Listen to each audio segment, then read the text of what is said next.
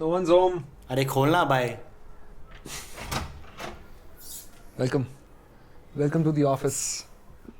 This is a comprehensive studio tour. I don't know how comprehensive it's going to be. I'm going to try my best. Where do we start? This desk is the latest addition to my studio.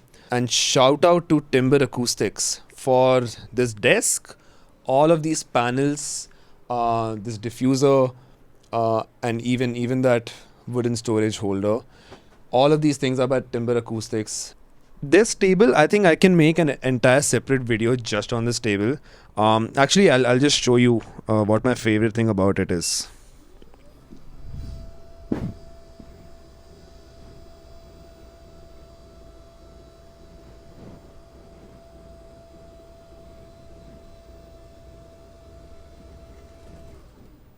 No. It's gonna stay as it is. That's part of the aesthetic. Welcome to my comprehensive DIY studio tour. Okay, no, but other than the fact that it's got a motor in it and I can stand and walk while dancing, that never happens, but I can do that. Starting off with this beast of a synth. This is the Cog Minilog XD. I bought it in Japan when I went there with the Bad Poster group. I've been using it for every single show possible. I've also been using it quite a lot in the studio. Initially, I thought that it's a great machine for live, but I've been using it in the studio a lot more, which is great. One of my favorite things that I've bought off late. Top notch. Next up is my Ableton Push. Also been used a lot live, but I also use it to sample a lot of things. I use a lot of chops in my music. My go-to machine for that. I've been using the Yamaha HS5s for a while. Industry standard, sound a little too good for how much they cost. I'm sure they'll run me another 10 years. I think this is the MacBook Pro M3. MacBook M3 Pro, I think. You don't know your own gear? This is the MacBook something. It's got 18 GB RAM. That's how much I remember. But I think it's the M3 Pro. Beast of a machine. Can handle pretty much everything. I have the Arturia Keylab 49. Basic MIDI controller, does the job. I've been using it for a while. Sounds great. Then we have the Cog Volca Beats. I recently bought this. It's an analog drum machine. The problem is it runs on batteries, and I think I have ran out of batteries on this thing. Next up is this beast here. So this is the Audient Evo 16. It's my second interface by Audient actually. I was using the Audient ID 14 right before this, and I shot a video, and the good folks at Audient saw that video and they were kind enough to send me this big boy, and I've been using this for every show possible. If you saw the stage setup tour that I put up a while ago, you would know that we use a lot of outputs for a live rig. It has 8 outputs. We use about all of them for our live shows. We do like a stereo out for our tracks. We do a mono out for our clicks. We do a stereo out for the push. We do another stereo out for my vocals sometimes.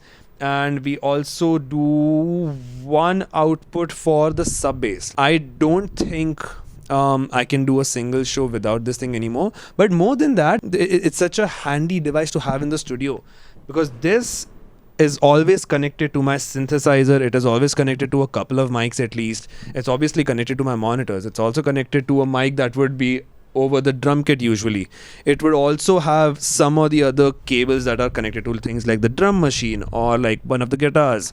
So it just makes it super handy to make every little corner of my room accessible and ready to record.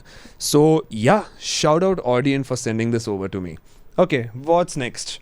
This corner, I have half my guitars here. I actually don't know where the other half are. They are in some corner of Kandivali East. The next thing is this drum kit. I actually bought this drum kit a while ago. It's a second-hand kit. But I don't know, there's something wrong with this drum kit. It sounds weird when I play it. Somehow when Sanket plays it, it sounds great. But I think it has to do with the drum kit. Can't be my skill. I'm very, very sure. Great investment. Now I can have fun whenever I have my friends over. To be fair, my friends don't come home often. But when they do, we have a drum kit in there and we can make music together, which is quite nice.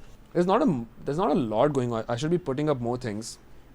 Self-explanatory. This was gifted to me by Frizzell for my birthday last year. This was my artwork for my album.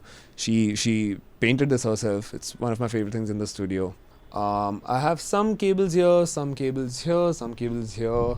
My headphones here. I mix most of my things on AirPods. So actually, I only use these when I'm recording guitars, recording vocals, or something like that. Otherwise, I don't usually use. There's one more thing. Are you talking about that? Not. No, beta. ऐसा नहीं करते. There's one more thing, okay, which is this. This is what I pay most of my rent for. This is this gorgeous view from this place. I like this view a little too much, which is also a problem. Like a lot of times I would just end up staring outside and not work. But I think that was probably the last thing out of my studio. I think that's it. I don't think there's anything else in the room that is worth mentioning.